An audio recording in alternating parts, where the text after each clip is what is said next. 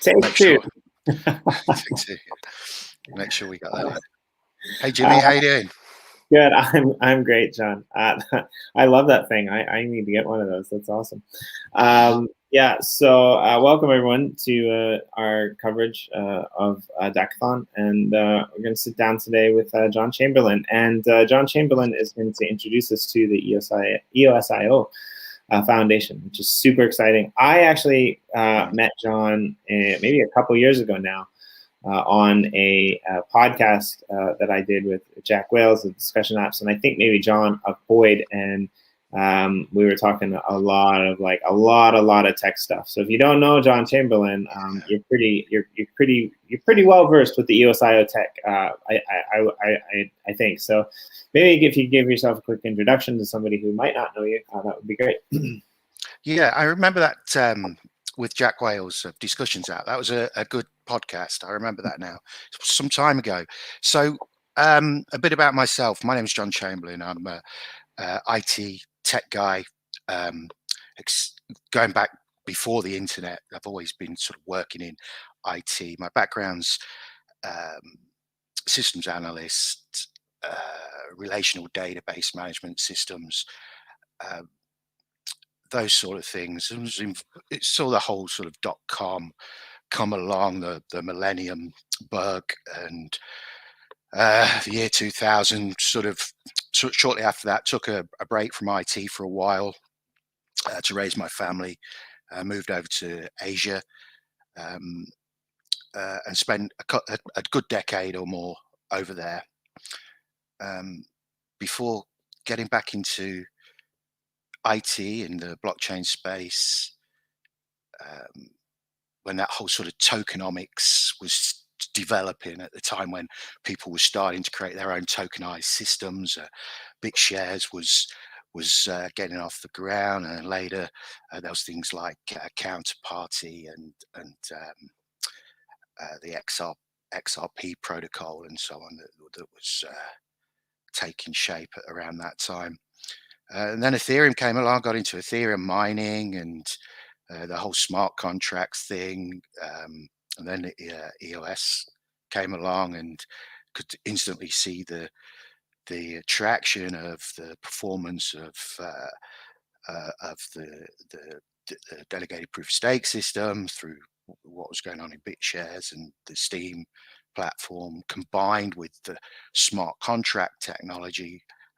Taking that stage further with the WASM, which was becoming the browser standard. So immediately got involved with that and started a meetup group where there was, at that time, meetup groups were started the meetup group EOS Bangkok, and started holding meetups and so on, before eventually going over and taking a group of developers over to the hackathon in Hong Kong, the first EOSIO hackathon that took place over there. Worked on several projects, did some developer workshops and so on. We spent a bit of time working on the nodes, set up a block producer candidate, worked on the test nets, and eventually joined with another block producer and got involved with the BOSS project and the IBC. And whilst all this was going on, there's people are sort of meeting each other, and this whole sort of foundation thing this undercurrent was developing. And we then started working on the EOSIO Foundation and having meetups and discussions on how that might look and how it could support the ecosystem, the broader EOSIO ecosystem, as we're seeing all these different chains emerge and so on and so forth. And today is really the first introduction into that, and on Saturday will be the soft launch of the EOSIO Foundation, where we'll open up a public white paper and start the discussion with the wider community and see how well that is received. So yeah. Yeah, that's really an interesting story. I didn't realize that. If you don't mind, what part of Asia were you based in? Southeast Asia, Thailand predominantly.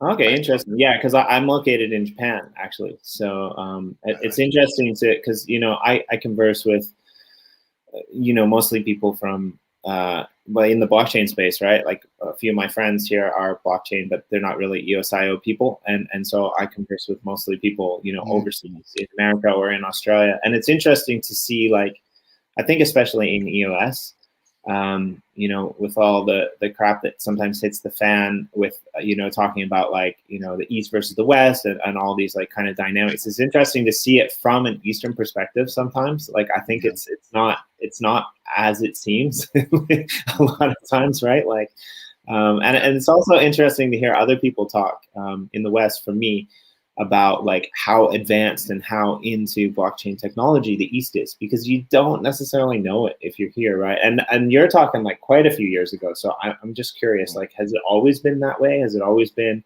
that the East was the place that was going to, take EOSIO or EOS to the next level? Yeah, it's interesting. I mean, Bangkok has a very active crypto community, and the government's very receptive to it as well. So we at the meetup groups there, we would have a lot of people from Japan, Korea, from all around the world actually converse on Bangkok at some point. And it was really through the Bangkok, the Bitcoin, the Satoshi Square meetup group in Bangkok that the EOS Bangkok meetups took shape. We held our first meetup there, and through going through that group, I was quite surprised that not many people were actually aware of EOS at that time around 2017. There was all these. It was a very busy meetup. There's lots of people there, and there's all these various different ICO projects that people come and introduce to you and start telling you about their project. And it was, I'm focusing on EOS. Are you aware of that? And I was so surprised that not many people actually were aware of it. So when we held our first meetup there, the room was chock a block from wall to wall. And we had the EOS DAC, Michael Yates and co, broadcast live from the UK into the Satoshi Square meetup, and we had a sort of like a panel meetup, and it was on all the TV screens, and it went down really well. It's so everyone's sort of started to become aware of EOS over there at around that time, and the local exchange listed the coin, and that was a licensed exchange. That was very good, and people from Japan would do a lot of trading on that. I don't know if you remember that one. BX. I wasn't in it that early, unfortunately. Like, I'm kind of a bit of a late bloomer, so like I kind of got in just actually before that the EOS kind of launched, a little bit before that, right? So yeah, like mostly I just slept in a cave waiting for the bear to leave, and then a couple of weeks ago, like I finally broke even on a few things. Not really. It's actually probably the world's first regulated exchange to list EOS at that time. And now, of course, you can buy EOS through a bank in the UK. It's so readily available to buy, and I don't think people realise how well accepted and easy it is to actually buy EOS through these various different platforms now in a regulated way. People to see a banking app, or at least a semi-banking app, one that is applying for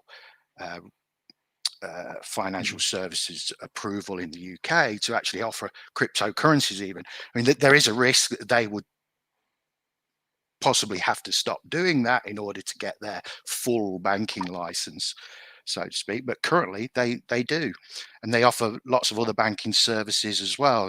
I was the GameStop shares are available on there, and they were one of the last to actually restrict the purchase and sale of them during that time. But yeah, it's good to see. I would have been happy if they would have been one of the only ones not restricted. But that's another story, and maybe another show. So actually, I have the app, and the fees are quite expensive for buying cryptocurrency through the app, but I have Bitcoin, Ethereum, and EOS, and occasionally I'll pick some up, and I'll probably sell them when the price is high. But I'm paying extortionate fees. But it's the convenience of just being able to do it through the banking app. right. And that whole GameStop thing, I thought, well, let's have a look at the shares that they do through there as well. So yeah, I was able to pick some up. I think like it's interesting that you brought that up. Like, I think for me, I don't even really use it that much, but I like the combination of putting crypto with, traditional stocks. And it doesn't happen very often. It usually happens the other way. But I think, like, personally, FTX did a really good job of that. Like, Right. FTX exchange, and they've listed essentially, like, you can trade crypto for gold, like you can pair a lot of these weird pairings. So I think that's what maybe the future is going to be like. But like you said, like, just to bring it back, it's interesting because I think, like, at some point in time, people might, don't hold me to this, but people might actually just buy EOS or Wax already. Pretty much you can, but people might just buy EOS or Telos or Ultra from their phone or from their gaming console. And when we look at all of the stuff that comes from, like, beyond the EOSIO space, it's like, oh, EOS is so difficult to get into. Like, there's, like, you have to, like, jump through hoops. You got to buy your account. Like, you got to do all this stuff. Actually, here's my thing though. EOS isn't really that difficult to get into. Like, Wax is super easy, right? EOS it needs to be easier, in my opinion. However, like, Wax is super easy. I'm expecting Ultra to be pretty much the same, right? And it's kind of like, I kind of think at some point there might be a flippening where people go through EOSIO to get to Ethereum or Bitcoin, because to me, those are the complicated ones to get into, right? Even though the wallet is free, it's it's just ridiculous to me that you can send someone tokens on the Ethereum network to an address that doesn't exist. Like, shouldn't like the EOS built that into the contracts, right? Like, shouldn't, like, oh, I'm sorry, this address doesn't exist. We're not going to send your tokens, right? Like, Vitalik's brilliant. The people who are working on Ethereum are obviously brilliant. How do you not implement that? I just don't get it, right? So for me, I think that the ideas behind, like, EOS and EOSI technology just make it's almost like crypto for dummies in a way. Like, I kind of cringe saying that, because the people who are building it are brilliant, but let's face it, the majority of people who are going to use crypto I'm not trying to be mean, but they're going to be dummies, right? Like, the majority of people who use bags are dummies, right? Like, the majority of people who use any, like, not very many people are using, like, forex trading platforms or these high level stock brokerage things. Like, the majority of people are going to their local bank, or they're using an app, they're pressing a button, and that's kind of what crypto needs to be like. So. It's barriers to entry in terms of usability, and the easier it is to actually do these things. I mean, even for experienced users, you don't want to, you want to just, you just want to be able to flick a screen these days, like, Right. you're flicking through TikTok and so people are expecting things to be so easy to use. And if platforms such as Ultra and Wax and can develop those type of interfaces, and we can start seeing them and people entering the ecosystem through those. I think I heard something on one of your shows the other day when you were talking about social media and how it's going in game, and people are socializing in games as opposed to on flat. You were talking about 3D sort of landscapes and so on, but as opposed to flat screen Facebook type, post a photograph, post a video, type a bit of text. It's more interactive. You can hold hands, walk around together, have a discussion, even pass objects to each other. Here's some EOS sort of thing. And okay, what do I do with that? Well, you just go over there and deposit in that ATM, and I think it will get easier. I think the younger you can see the younger generation doing that already, greater than greater numbers. Yeah, I would agree. Actually, speaking of the game, we're actually going to go in there because I want to get your gratitude. So I'm not sure how much of this you know, but we actually do this at the beginning of every show.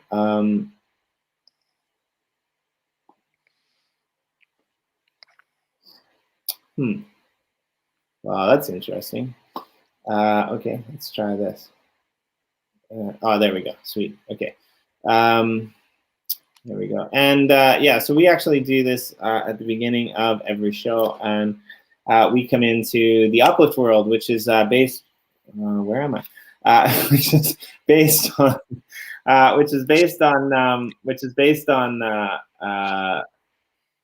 Minecraft, essentially built for Minecraft. And I'm actually part of the Generate EOS team, and so I'm helping them, do their stuff with their monument and their land. So let me find it. Wow, that's not very nice weather. There's Generate EOS Mountain, and you know what? I'm gonna put you on your own side because I just think that's super cool. Right beside Tim, who is our good friend over at Generate EOS. So John, what are you grateful for this morning or today? I lost you. I think you're on mute. Maybe I can get you. There you go. I'm grateful for today, Jimmy. I'm grateful for being on the show. I'm grateful for now. Oh, awesome.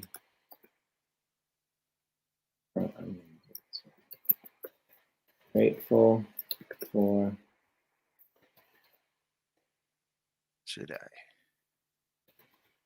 Okay. And being on show. Yeah.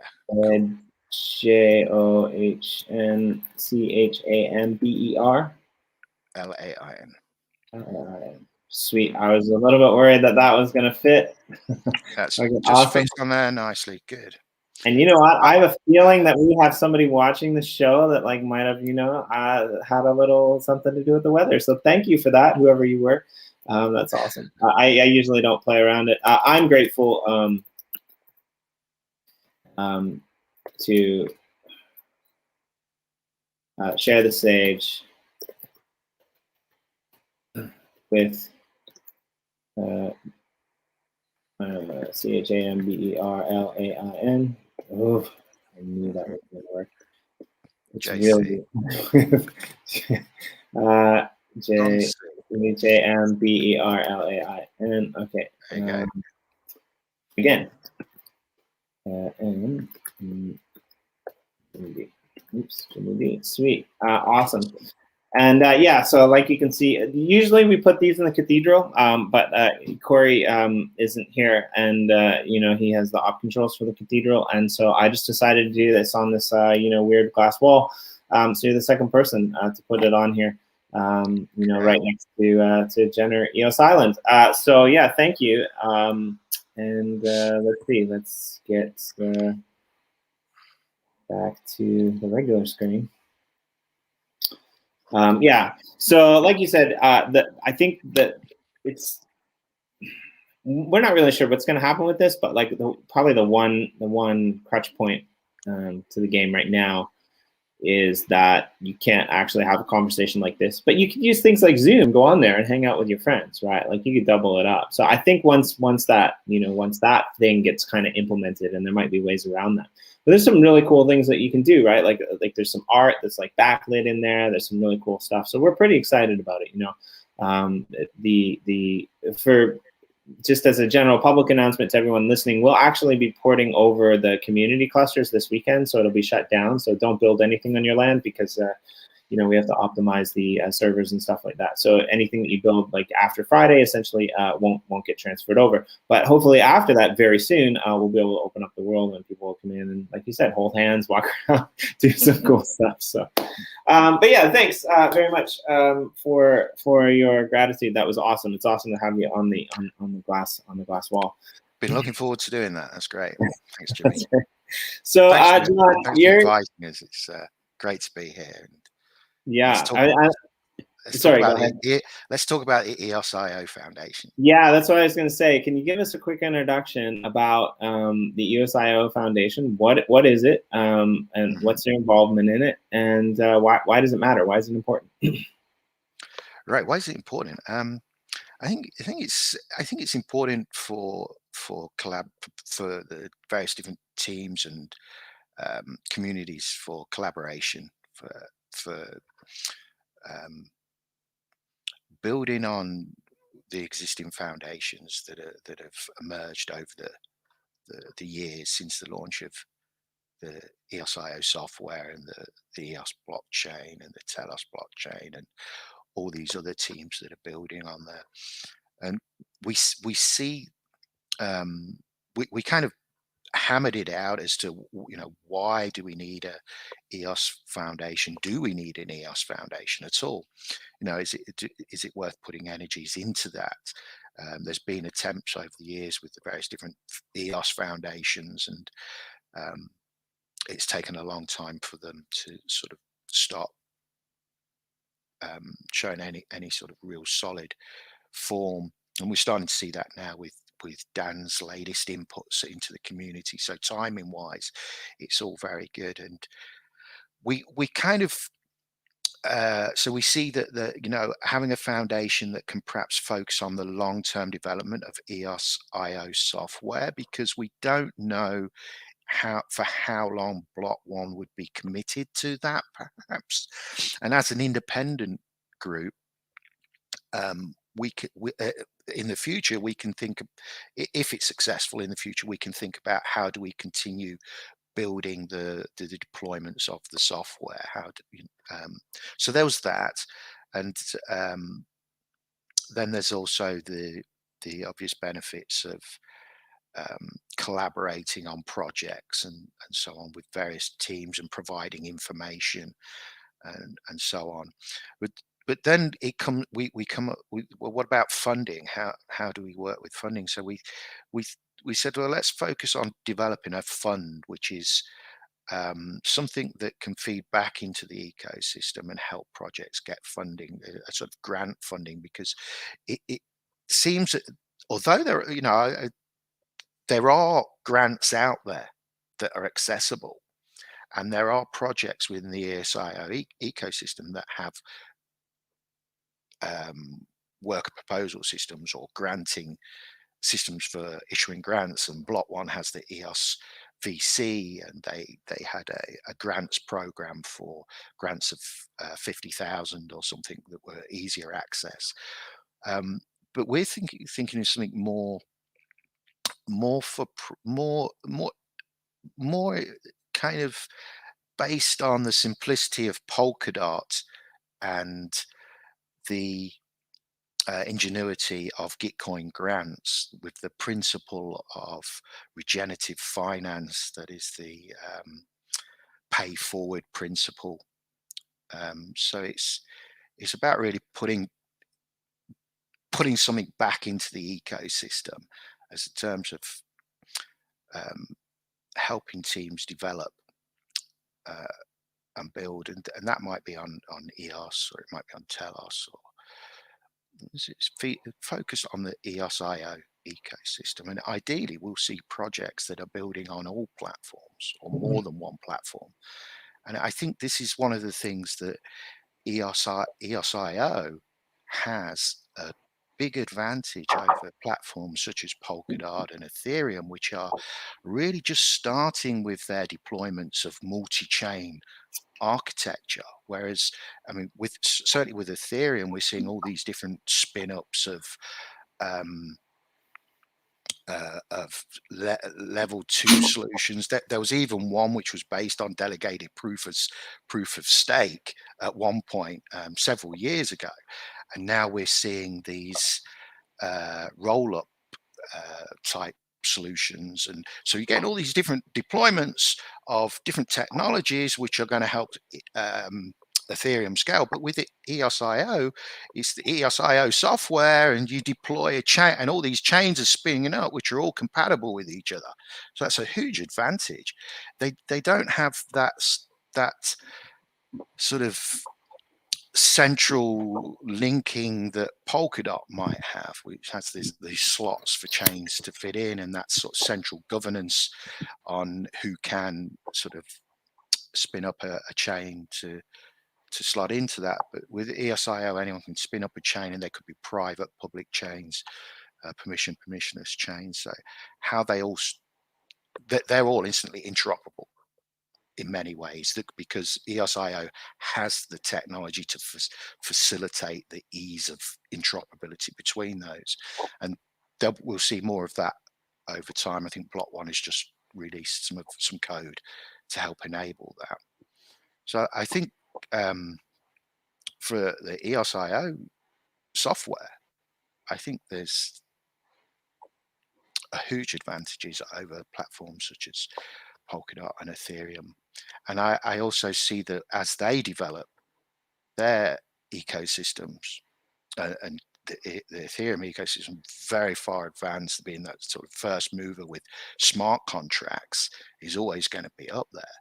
How these other systems, how these new chains for scaling Ethereum or Ethereum 2 are all going to be accepted, and how those will be interoperable with the EOSIO and Polkadot and these other smart contract platforms that are coming up as well. How's it, how do they all work together? The beauty of smart contracts is the interoperability, and as standards develop, I think some of the work Luke Stokes is doing on the FIO platform for standardizing accounts across different chains is interesting, and that and it all comes back to what we were talking about in the beginning of the shows. How do you make it easier so it's just a swipe and you're in, and you can start transferring your tokens and having that value at a touch without write down keys and passwords. Yeah, I mean, right now I kind of see it as like, especially EOSIO, even EOSIO. You touched on a lot there, so I'm gonna try to remember again. But like, I see it almost as a line of vending machines as opposed to a bank machine. So I think what you said about like Luke Stokes, what they're doing with the FIO protocol, like we had him on last night, we've had him on a couple times, and that's brilliant, right? Like one name to manage all your accounts. I mean, yeah, this is like, it doesn't need to be one blockchain, but like one name is kind of nice, right? Like something that's secure, something that you especially, if I can know your name, like I might have to ask you how to spell your last name, John, but it's better than asking you for like your, 24 digit, like randomized capital letter number, hashtag, whatever address, right? Verifying it, double checking it. And I think like, it's kind of like, for me now, I kind of feel like EOSIO chains in a way should be more interoperable. And it's kind of, to me, like they're a series of vending machines, like, on the corner that is labeled new decks, essentially, where like you got potato chips in one, you got soda in another, you got apple juice in another, right? Like, if you want to go to the exchange across the street, you can use the P network, and they'll take a small fee and they'll pop some stuff in there for you. But what we need is a bank machine, right? Like we need a bank machine at a convenience store that you can walk in with a bank card from any bank, as long as it's got that symbol on the back of it, and you can use it, right? And I think that's the step that we need to get to in EOSIO, because I think that will, like you said, lead to, like, I guess Wax and Talos now, they can communicate kind of with Ethereum, but they don't really communicate with Ethereum. They basically have a contract that you lock your tokens in, and then you pull them out on the other side, right? So essentially, like with the contracts, yeah. Yeah, so I mean, it's essentially like how the first bank started, right? Like that, like way back in way back in the day with the Knights Templar, I think it was, that like went off the Crusaders, and they basically lock gold in England, and they could get it out when they got back over into the Middle East, and it's kind of like, this is kind of like how I kind of feel, right? Like, and we need to get to that point where we can do what banks these days can do that's not centralized. But I think I'm preaching to the choir because I know you put a lot of effort into that. But like you mentioned, like this is a really important thing. So I kind of want to ask you, like, Yeah. is like, that's the thing, right? Polkadot, you mentioned. Yeah. They're Polkadot trying to brand. do what EOS has Yeah. Go on. promised to do like 2 years ago, right? And so, Well, that's Gavin Wood's project, and it's yeah. it's fantastic, the thought that's gone into that when you start reading some of the documentation on Polkadot, and the vision there is fantastic, and the grant system that they put in place with the Web3 through the Web3 Foundation is so simple to actually present your project and go through the submission process and the review process. The guys at the Web3 Foundation review that and will interact and communicate with the teams put in. So you have all these teams building all these different resources and tools for the Polkadot ecosystem. Yeah, so that's kind of what I wanted to ask you. Like, it kind of sounds very similar, like the EOSIO Foundation kind of sounds very, because I think there's only a set number of there's a set number of something on Polkadot. I forget what they call them. Slots, I think. Yeah, poker Yeah, slots. and so Poker like, slots. and so I'm just gonna pretend that went over my head. There's so like this kind of, but they're kind of responsible in the Polkadot ecosystem for, like bringing projects on, like getting projects set up, getting them, in tune with the technology, making sure that everything's running properly. Like, it kind of sounds to me like this is kind of what the role that the EOSIO Foundation is taking on with like EOSIO. Would that be the correct assumption? Possibly further afield. I think in the near term, we're looking at establishing the fund and seeing how well that's accepted, and then having people contribute to the project and sort of build that vision further as to whether it would look something like that. I don't know. It's I feel that EOSIO is growing more organically than perhaps Polkadot, because Sure. it's very structured from the center out, in my view. Whereas EOSIO is, as you rightly said, all these different chains, and they are separate chains. They take the software, they deploy it, they build their own governance, and so they're independent. So it's kind of more decentralized, more organic and decentralized, with all these different independent chains. There is how they then become interoperable will be organic. I don't see the EOSIO Foundation as sort of like a central authority that it can help with guidelines or point to projects that are building, and help projects develop the tools required for that to come together, but also with that longer term aim of if not facilitating with the development of the EOSIO core software, because that is something that Block One does, and the EOSIO ecosystem is very fortunate to have that. All these chains that spin up, they don't have to worry about developing the code. But what does happen is, and this is something that we've experienced through maintaining different code sets on different projects, is that you have all these different versions. So you can look at this, think of this as how you have different versions of Linux code, for example. So you have all these different flavors and different builds, and how do you maintain compatibility between them? So it's the interoperability, although it sounds, make them all when you have all these different versions, and some with newer big pieces of code, or perhaps their own adaptations to code, will they be compatible with the tools that are deployed? So I see the EOSIO Foundation as perhaps having quite a challenge in keeping pace with all of that, keeping pace with the ecosystem as it's growing.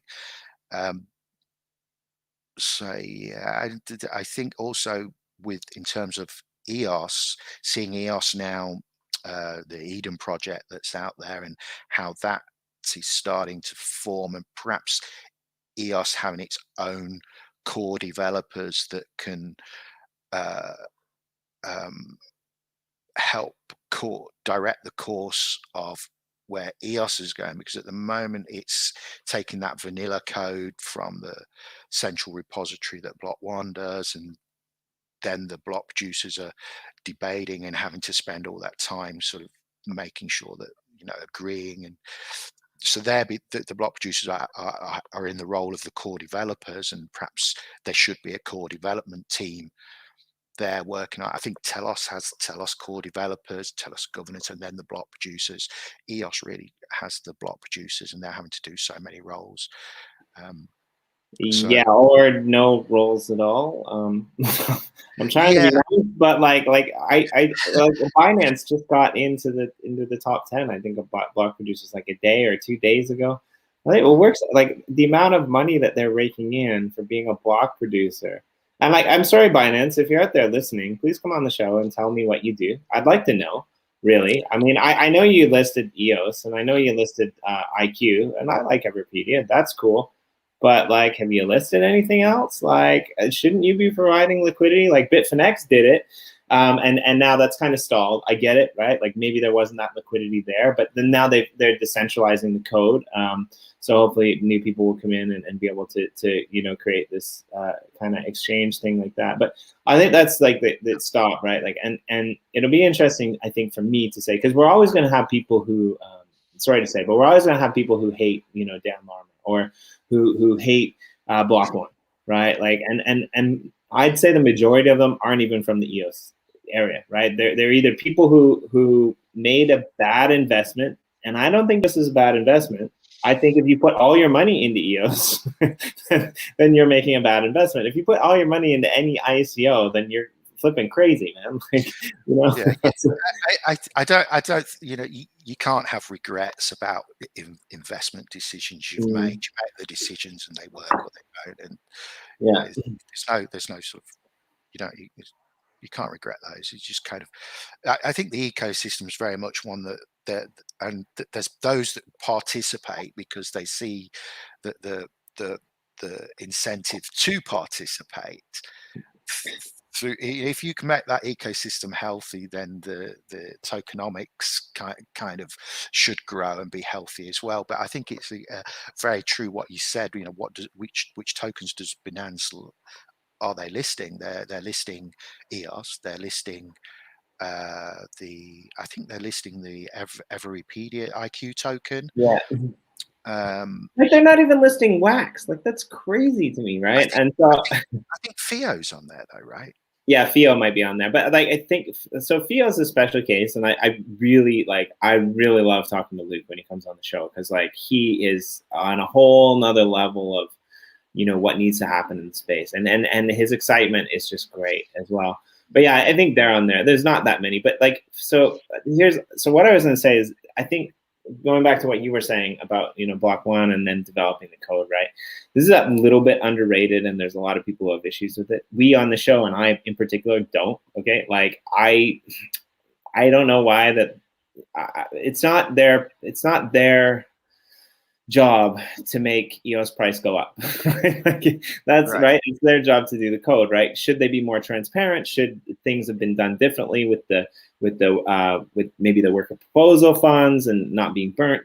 It should they have maybe not funded projects on Ethereum or Polkadot that are never going to come to EOS. It may be, right? I'm not saying that they're perfect, but what they're doing is they're developing the code, and I can see it coming to pass in like a year down the road, where people are like,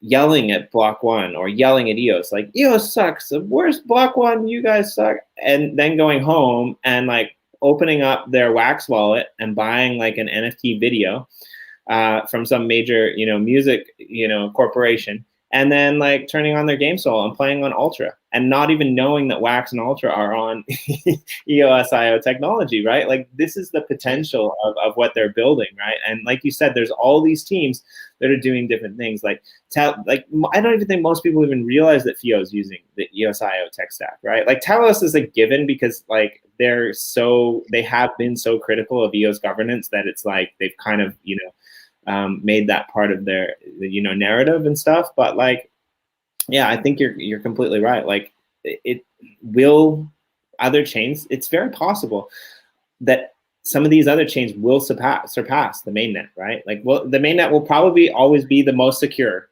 right? And it will probably always be the one that is used for like what you mentioned at the beginning of the show, regulated finance and things like this, right? But like in token value, in use cases, like in TPS transactions and things like that, like it's possible that Wax or Ultra or some of these gaming chains could get more in the long run. So, sorry for my rant. I shouldn't be talking. You're the tech genius on the show. But like, what do you think about that? Like the potential of some of these other chains and the ability for them to get some, like you said, you want to set up this proposal system, right, where people can get funding, right? So I'm assuming that you're looking at projects like across the whole space, right? Like across, if they want to build on Wax, if they want to build on Telos, if they want to do something with FIO, like is this something that is we are focusing on EOS to begin, because a lot of the other systems have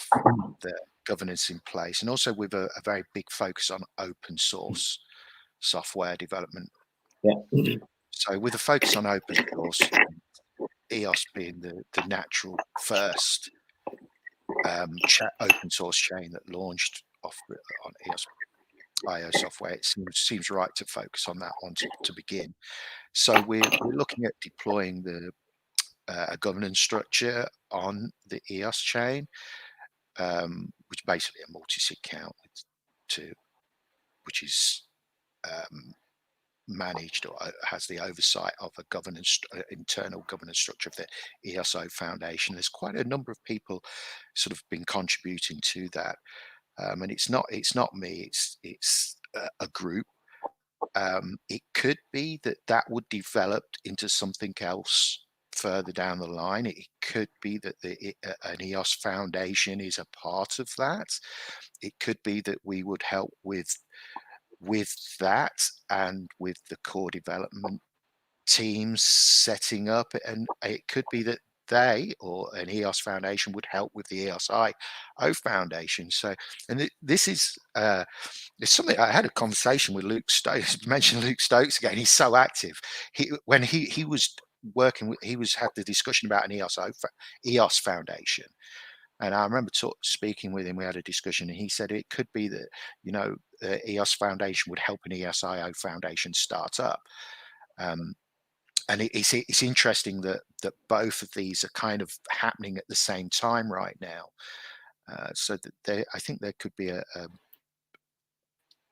a involvement from all the different developer teams coming together and collaborating to help each other. And that's what we're kind of aiming to achieve, because it's a whole, it's what are the common goals that are shared, and how can they collaborate on things to make the underlying code stronger, and help projects that, that with that whole sort of interoperability or deploying on various different chains. Boyd is very keen on having multi-chain deployments, as we discussed some time ago. So it'd be nice to see all that start to happening, and that would mean if you were in a game on the Ultra platform and you were to pick up some Ultra tokens, it might be, or a game or NFTs, might be easier to take those into another platform on another chain, but you wouldn't actually know that it's actually going into a different chain, underlying chain with perhaps its own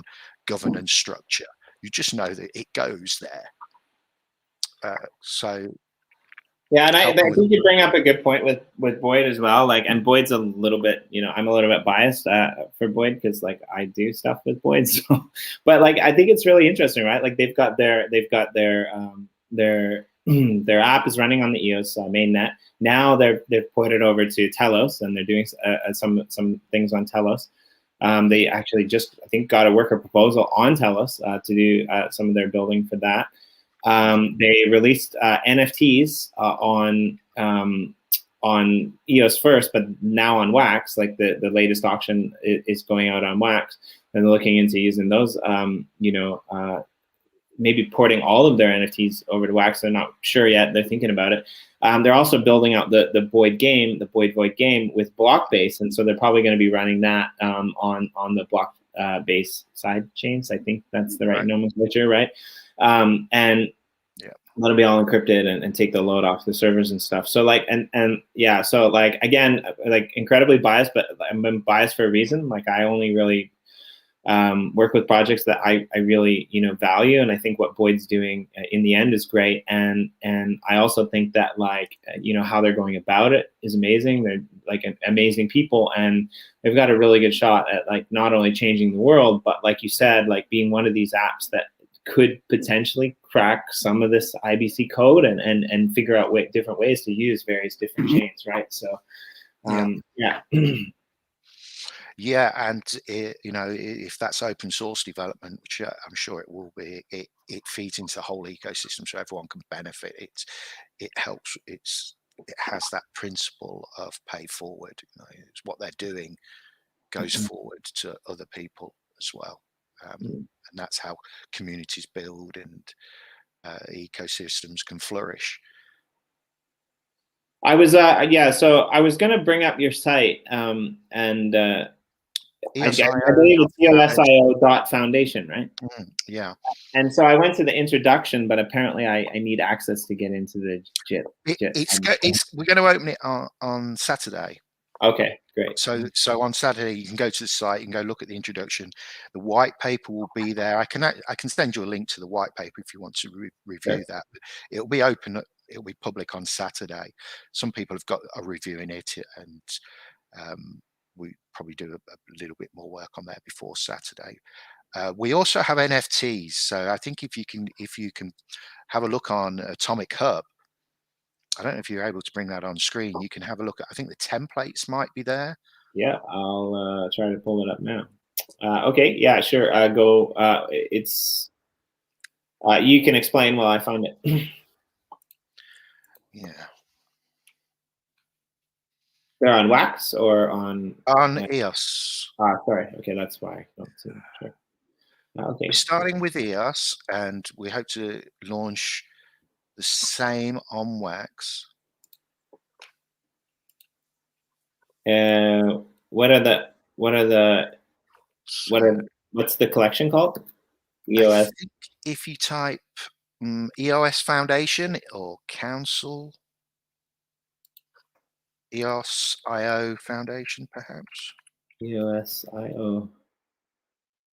EOSIO SAVI. No, that's not right. How about Council? COUN. Council brings up the schema and a template. So if you search for Council, CIO. TO. How do you spell council? COUNCIL.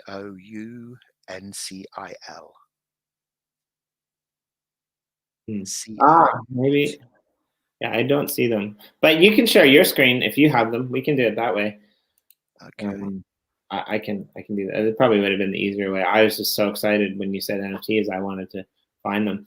Yeah, we should look at them. If you want to share your screen, or I can share my screen, I can send you the spelling in the chat. Well, if you just send me the link too, I can look it up. But I put the spelling. I sent you the Atomic Hub link, right? Okay. Yeah, I put the spelling in there, but it didn't come up.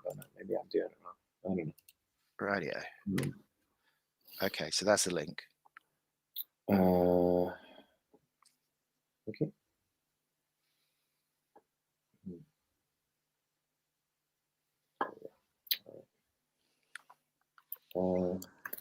Yeah, I get all confused with spelling. Like it really is difficult. Like from one country that lives beside another country that spells things differently and pronounce things the way that they're supposed to be spelled. Plus, I'm here, so I have like people that like are all over the colonial realm that are my friends, and it's like, man, I don't even know how to spell my name half the time anymore, which is why I changed it to Jimmy D. So, all right, I think I got it here. Sure. Great. Share screen. Here we go. And I'm hoping they'll be ready for Saturday, but I'm not sure. Okay. Max is working on them. The idea is we'll probably have different artists work on different editions. So there's the no, if you go scroll up there, that one. Yeah. Okay. If you click on there, does it? Oh, okay. I see what you're saying. Right. If you click on there, it brings it up on the. So that's a template. Right. For the. Okay. So yeah, Max is working on those, and ideally they'll be ready for Saturday. So there'll be membership cards. Okay, so they'll be given to the community, or they will be purchased. There's a nominal fee for members, so that goes into the fund. Right. And we start with we set a target, and there'll be different editions, different limited editions. We hope to have different artists working on the edition. So if there's any artists out there and they'd like to contribute artwork to a membership card for the EOSIO Foundation, get in touch with the foundation in one of the Telegram groups, or go to that website. There's a link to contacts on there. The Telegram group is EOSIO Foundation, and that's a public group anyone can join. And the more people that join that, the better. And if there are artists that would like to contribute artwork to NFTs for EOSIO Foundation members, we'll have limited editions as the membership builds up, and with fees from the memberships going into the fund pool. We'll work on incentives for members as well, so there'll be benefits through holding a membership. I shouldn't say too much because actually we're rolling this out on Saturday. Fair enough. Yeah. Yeah, fair enough. But that's cool. It's very much in line with the governance proposal that Dan Larimer has published in the EOS Community Forum. It's not exactly the same. It might develop to be more like that, but that proposal is a draft as well, as is in a white paper, and it's very minimal. We've kept it simple, kept it minimalistic, so that it's easy to understand. It will develop over time. It could be that those two proposals would become one sort of foundation membership. But for us, as a small group starting with limited resources, we see NFTs as a way for people to hold a membership and at the same time contribute to that fund there through the membership fees. Yeah, I'm a big fan of that model. And we've had people like Ken Bozak and Anders as well, from Any Observation, who you may know on the show before, and they always comment a little bit different but similar things, right? Like, and one of their things is kind of like, this is a way that like the community can kind of support us and they get something in return.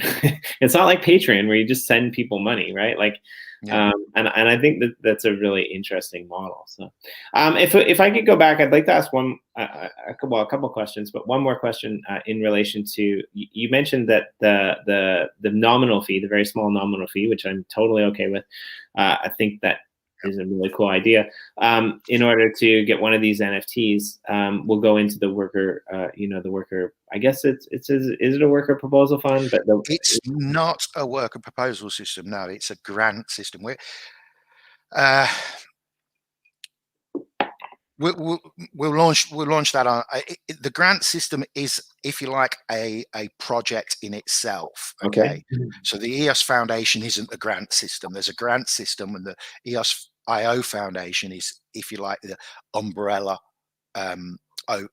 helping that get started. So the idea is that it'll be a community fund, if you like, and it could have its own governance structure in the future as well. Right. So yeah, a nominal fee going into that. Sorry, what was the question? Yeah, that's okay. Thank you for the correction. that was like a scene right out of the James Bond movie. It was awesome. Sorry, what was the question? Okay, no. So yeah, the grant fund. You mentioned that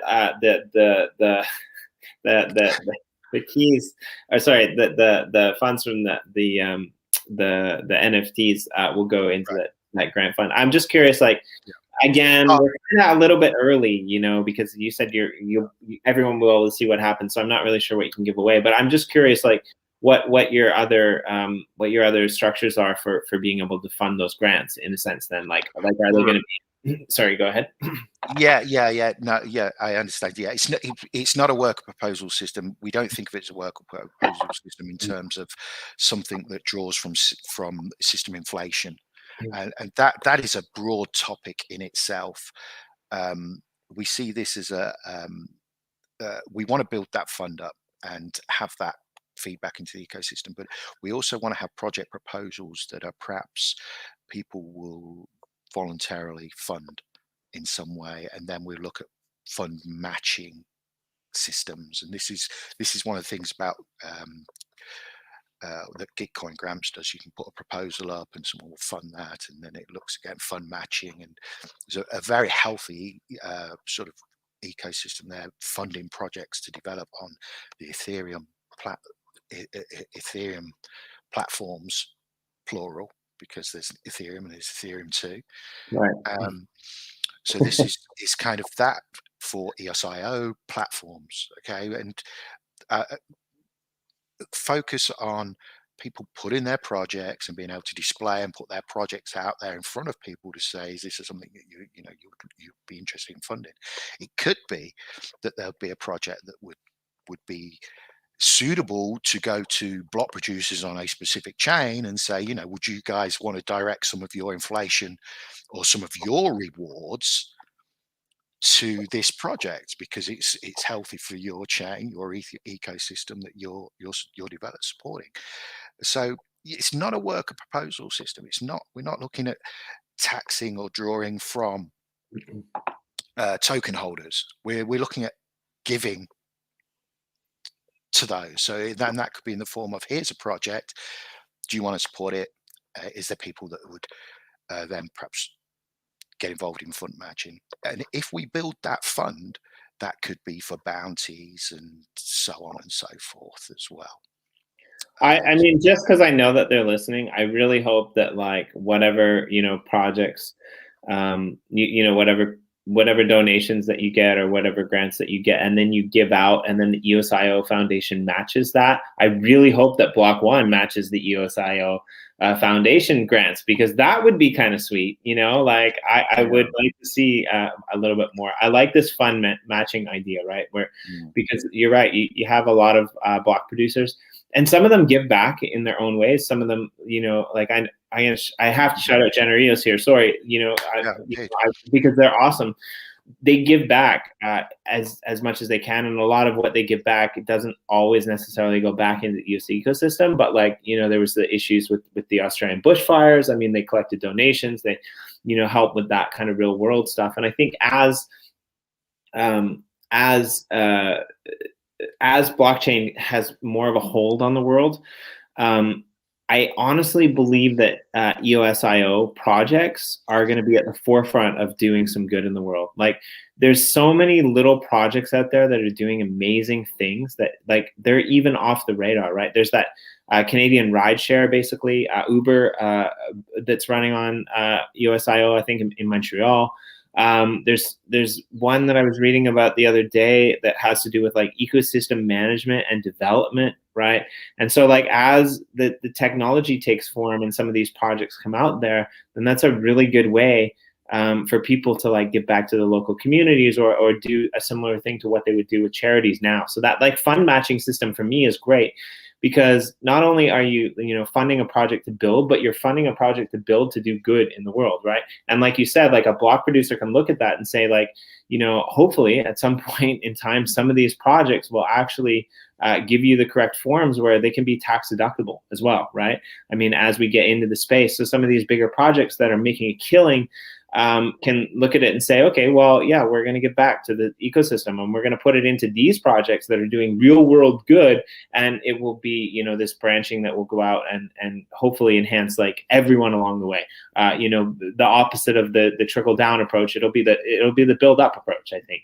So I'm really excited about what you guys planned.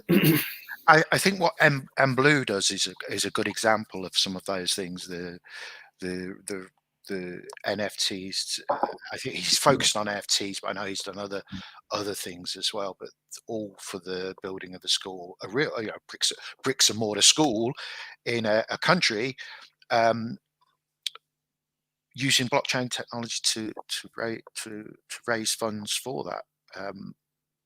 Yeah, so like the original idea for that was to like, bring the legacy systems on board to a platform that could allow it to do it, but we just weren't there yet, right? So that got kind of ported into finding one charity that is doing good things and doing that. But like you said, like that's really cool with NFTs, but I think it needs to be more prominent, like just funding in terms of regular tokens and use cases and stuff as well. So yeah, I would agree. Like there are some great things that are happening out there already with charity, but like I'd like to see more and more. As you know, the technology is strong, and it should. It's funny because like I'm kind of a bit of a sci-fi nut, but like I get frustrated because like we are smart enough that we should be on the moon already, or we should be in Mars, or we should be in space. We should be somewhere, but we're not, because we're taking photos of food and then putting it on Facebook or Instagram for 5 or 6 hours a day. Like this is like, right? And like I'm an educator, like I'm a permaculturalist, like I'm a blockchain enthusiast. I wouldn't necessarily call myself a tech person, but like I'm out and about, and I do these things every single day, and it frustrates me to no end. Like, and I'm sure like people look at me, or people look at you, people like you, and they're just like, wow, like I can't believe that that's fun. Like these people are just like sitting in front of their computer, building stuff all day, like building awesome technology. I mean, those are my words, not their words. But this is the thing, right? These are but they look at somebody like Elon Musk and they're like, wow, Elon Musk is so cool. Yeah, because of his social status. You know, people used to say that years ago, before the internet, when you sat on your computer, and the computer nerds sort of whole thing sort of developed from there. And then people would start wasting time on the internet, and in virtual worlds that are around when people were using CompuServe and AOL, and people look at them, why are you wasting all that time? But now everybody is doing it. But it was a small group, and they were pointed at for, criticized for doing it. And I guess in the crypto ecosystem, you can see it's a small group, and it's getting bigger and bigger and bigger and more socially accepted. And now you've got Elon Musk tweeting NFTs trophies.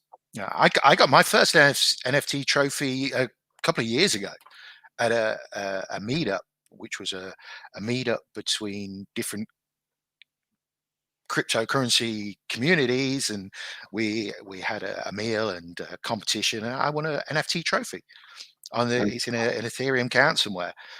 It wasn't all singing and dancing music, but it's an NFT all the same. Those guys are still building their platform, and it's doing very well, that platform.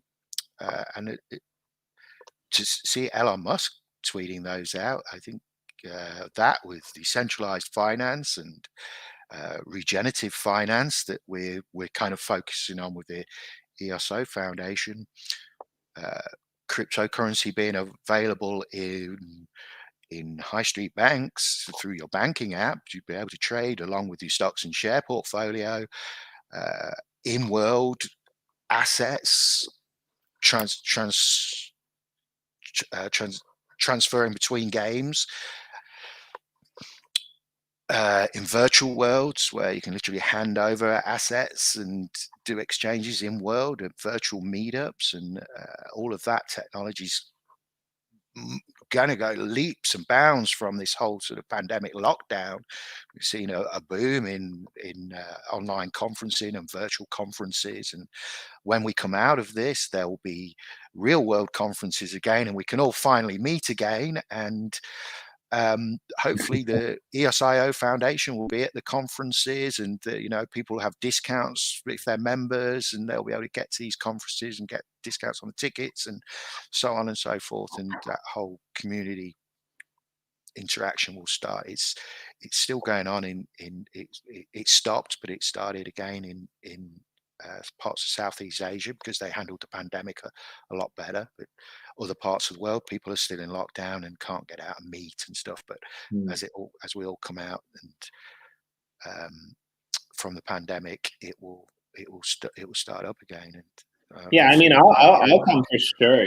Like the EOSIO Foundation conference sounds like my kind of conference, right? I get on here every day and rant a little bit about various things, but one of the things that I never rant about is EOSIO in general, right? I might rant about people who are giving EOS a hard time, or I might rant about Block One, but like you, I think that the potential of this almost macroorganism of blockchains that are overlaying, building, tweaking the original tech for tailored purposes is absolutely huge. And so, like, I'm not a maximalist. I play in other spaces beyond EOSIO as well, but like, I don't want to go to a conference where there's haters, and the EOSIO Foundation sounds like they're going to be pretty cool about every chain and help everyone. So I really like that. Indeed. That's what it's about. Yeah. Great. So John, I don't know if you know, about the show so much, but like we're interrupting our regular programming, which is great, by the way. No qualms there, for the DACathon. But usually we do like themed episodes. Like Mondays, usually we have BP and Chill, and Tuesdays we do Tech Talk on a Tuesday.